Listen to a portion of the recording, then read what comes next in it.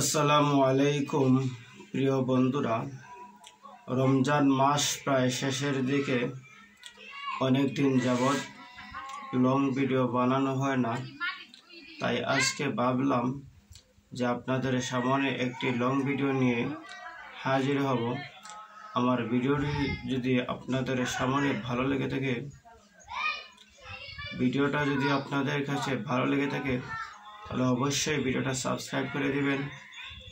তো প্রিয় বন্ধুরা, রমজান মাস হলো রহমত, নাজাত, মাগফিরাতের মাস।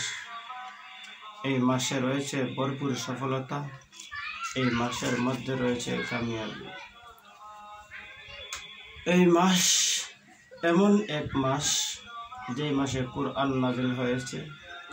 এই মাস এমন একটা মাস যে মাসের মধ্যে লাইলাতুল কদরের রাত্রি রয়েছে।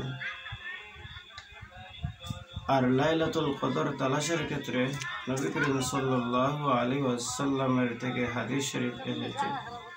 নবী করিম সাল্লাল্লাহু আলাইহি ওয়াসাল্লাম বলেন, তোমরা রমজান মাসের শেষ দশকে শবে কদর তালাশ করো। অন্য হাদিসে আছে, তোমরা রমজান মাসের বেজুরা রাত্রি সমূহকে, অর্থাৎ রমজান মাসের শেষ দশকের বেজুরা রাত্রিতে তোমরা শবে কদর তালাশ করো।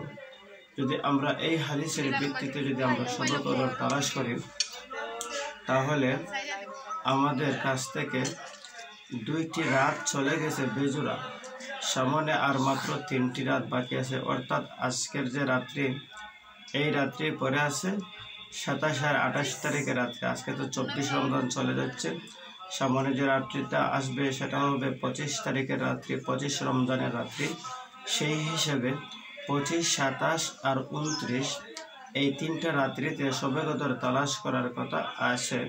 যেহেতু হাদিস শরীফের মধ্যে আছে, তোমরা রমজানের শেষ দশকের বেজুরা রাত্রিগুলিতে শবে কদর তালাশ করো, তো সেই হিসাবে কিন্তু 25, 27, 29 তারিখ এটা যেহেতু বেজুরা রাত এখনো বাকি আছে, এই রাতগুলা, সেই হিসাবে আমরা সবাই এই 3টা রাত্রিতে শবে কদর তালাশ করব ইনশাআল্লাহ। আর শবে কদরের অনেক ফজিলত রয়েছে, অনেক মাহাত্ম্য রয়েছে।